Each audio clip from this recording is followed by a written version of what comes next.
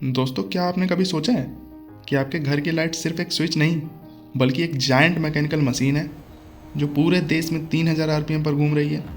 Imagine करिए, 140 करोड़ लोग एक साथ एसी चला देते हैं और हजारों किलोमीटर दूर एक टरबाइन हल्का सा स्लो हो जाता है। और अगर वो टरबाइन ज़रूरत से ज़्यादा स्लो हुआ तो पूरा इंडिया एक सेकेंड में डार्क हो सकता है। इसे कहते हैं ग्रिड फ्रिक्वेंसी। और 2026 में इंडिया एक ऐसे इनविजिबल वॉर से लड़ रहा है जिसमें हमारा दुश्मन कोई देश नहीं बल्कि फिजिक्स है। आज हम बात करेंगे एक ऐसे टॉपिक की जिसके बारे में पूरे यूट्यूब पर कोई न्यूज चैनल बात नहीं कर रहा है। इंडिया का पावर ग्रिड 50 हर्ट्ज पर चलता है। इसका मतलब है कि करंट एक सेकंड में 50 बार अपनी डायरेक्शन बदलता है। मैकेनिकल टर्म्स में इसका मतलब है देश के सारे बड़े जनरेटर्स, चाहे वो थर्मल हो या न्यूक्लियर, उनके रोटर्स एग्जैक्टली 3000 आरपीएम पर घूम रहे हैं। अब यहाँ आती है इनर्शिया। न्यूटन्स फर्स्ट लॉ याद है? An object in motion stage in motion.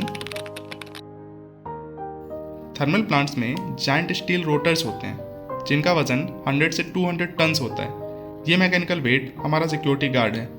अगर डिमांड सडनली बढ़ जाए तो ये भारी रोटर्स अपनी मोमेंटम से ग्रिड को संभाल लेते हैं। इसे कहते हैं मैकेनिकल इनर्शिया। लेकिन प्रॉब्लम यह है कि इंडिया इज गोइंग ग्रीन। हम 500 गीगावाट रिन्यूएबल एनर्जी का टारगेट हिट कर रहे हैं। Great news, right?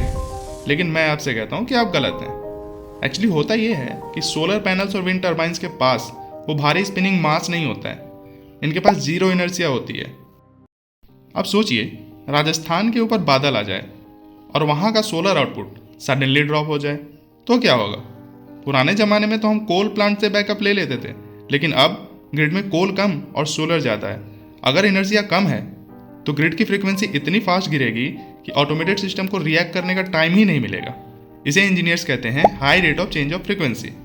यही वो पॉइंट है जहां सेफ्टी सिस्टम भी पैनिक कर जाता है और पूरा देश ब्लैकआउट में चला जाता है।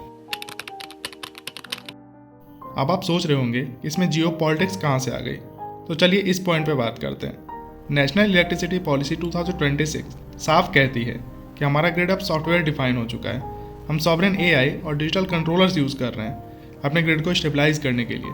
लेकिन सोचिए, अगर कोई स्टेट स्पॉन्सर्ड हैकर हमारे ग्रिड फॉर्मिंग इन्वर्टर्स को स्पूफ कर दे, अगर वो सिस्टम को झूठ बोल दे कि फ्रीक्वेंसी 51 हर्ट्ज है जबकि वो 49 हर्ट्ज हो, तो क्या होगा?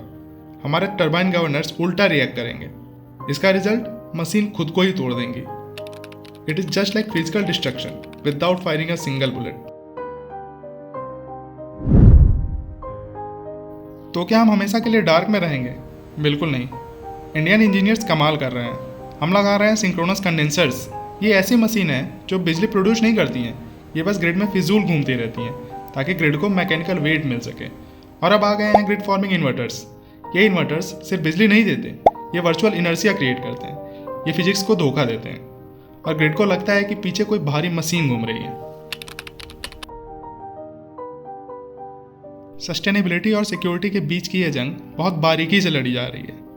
नेक्स्ट टाइम जब आप स्विच ऑन करें और लाइट तुरंत जल जाए तो याद रखिएगा, हजारों किलोमीटर दूर कोई रोटर एग्जैक्टली 3000 आरपीएम पर आपके लिए लड़ रहा है। If you enjoyed this video, don't forget to like and subscribe. Thanks for watching and I will see you in the next one. Bye.